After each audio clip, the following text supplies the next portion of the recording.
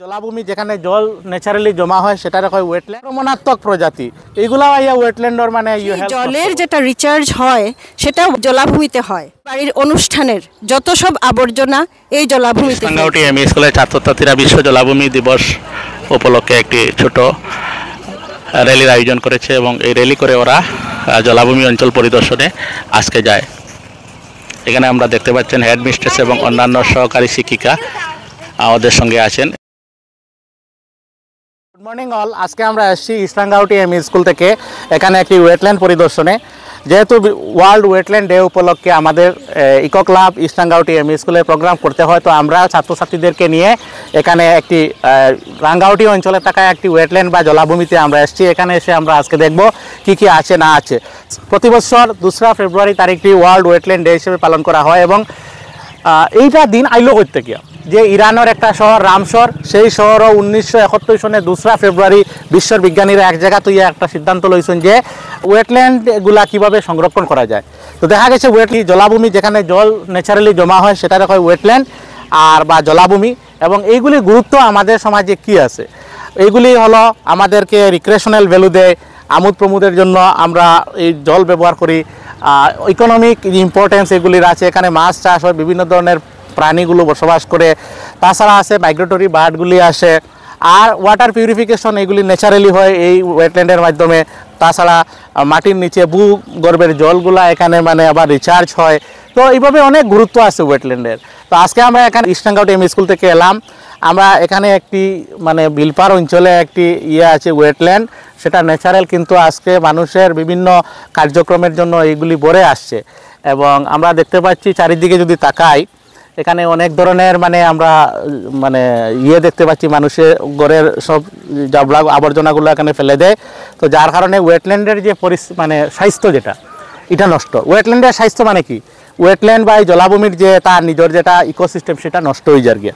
কীভাবে নষ্ট হয়, বিভিন্ন ধরনের পলিউটেন্ট মানে প্রদূষকগুলা মিক্সর, পলিথিন, এখানের মধ্যে নন বায়োডিগ্রেডেবল দেখো অনেকগুলা পলিথিন আছে।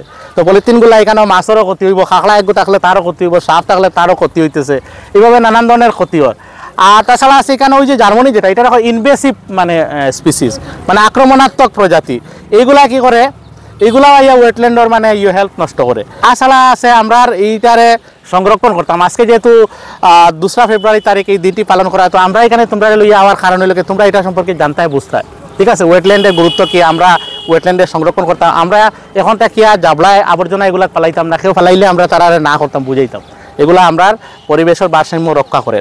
তো এই কতগুলা কথা কইলাম। এখন আমি আশা করবো আমরা হেডমিস্ট্রেসে কিছু কথা মানে কইবা। আমি ইস্ট রাঙ্গামাটি এমই স্কুলের প্রধান শিক্ষিকা এবং ইকো ক্লাবের মেম্বার। তো আমি আমার ছাত্রছাত্রীদের নিয়ে এখানে একটা জলাশয়ে এসেছি। এটা আমার স্কুলের একদম পাশেই, আমরা আসা যাওয়ার পথে এই জলাভূমিটা দেখতে পাই। এবং এটাই আমার আজকে 2 ফেব্রুয়ারি প্রত্যেক বছরই ওয়ার্ল্ড ওয়েটল্যান্ড ডে উদযাপিত হয় এবং এবার আমরাও করছি সেটা ওয়ার্ল্ড ওয়েটল্যান্ড ডে বা বিশ্ব জলাভূমি দিবস। এবং আমি আমার ছাত্রছাত্রীদেরকে এটাই বলতে চাই যে জলাভূমিটা সংরক্ষণ করা আমাদের সবচেয়ে বেশি জরুরি।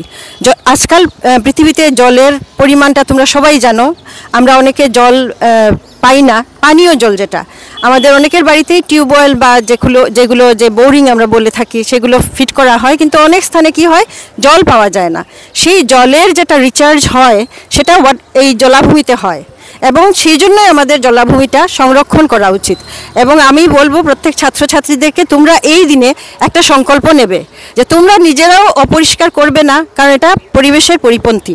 এই যে এগুলো মানুষে দেখতে পাচ্ছ যে নিজের বাড়ির অনুষ্ঠানের যত সব আবর্জনা এই জলাভূমিতে ফেলছে, তাদের কাছে এটা একটা ডাস্টবিন, কিন্তু ওদের কাছে এই জলাভূমির গুরুত্বটা নেই। এবং তোমাদের উচিত, যেহেতু তোমরা পড়াশোনা করছো এবং তোমাদের একটু একটু হলেও জ্ঞান আছে তোমাদের, এবং সেই জ্ঞানটা তোমরা, আমি আশা করি তোমরা অন্যদেরকে বোঝাবে যে এই জলাভূমিটা আমাদের সংরক্ষণ করতে হবে, শুধুমাত্র বায়োডাইভার্সিটির জন্য না, আমাদের নিজের পানীয় জল পাওয়ার জন্য।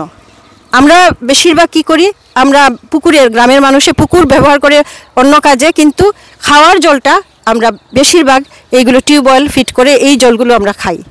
আমাদের পানীয় জলের অভাবটা পূরণ করার জন্য আমাদের জলাভূমিটা থাকাটা খুব জরুরি। আর আমরা জলাভূমিটা কিন্তু নিজেরা তৈরি করি না, এগুলো প্রাকৃতিক। তো আমাদের প্রাকৃতিক ভারসাম্য রক্ষা করার জন্য আমাদের এই সংকল্পটা আজকের দিনে নেওয়া উচিত যে আমরা নিজেরাও অপরিষ্কার করব না এবং অন্যদেরকেও বাধা দেব। এবং তোমরা যেহেতু ভবিষ্যতের নাগরিক, তোমরা বড় হচ্ছ এবং তোমাদেরই সবচেয়ে বেশি জরুরি এটাকে সংরক্ষণ করা এবং এটা সম্বন্ধে সবাইকে অবগত করা। আর আমি বেশি কিছু বলছি না, তোমাদেরকে জলাভূমি সম্বন্ধে আমাদের লুৎফুর স্যার অনেক কিছু বলেছেন। আশা করি তোমরা বুঝতে পেরেছো কি জলাভূমির গুরুত্বটা কি বা কি জলাভূমি আমাদেরকে কি কি কাজে সাহায্য করে। উনি সব কিছু তোমাদেরকে ভালো করে বলে দিয়েছেন। আমার ইস্টাঙ্গাউটি এমই স্কুলের ছাত্রছাত্রী এবং সবার তরফ থেকে লুৎফুর স্যারকে অনেক ধন্যবাদ এবং তোমাদেরকে অনেক ধন্যবাদ। মন দিয়ে শুনেছো, আমাদের এই প্রোগ্রামে সহায়তা করেছো। আর আমি বেশি কিছু বলছি না, ধন্যবাদ।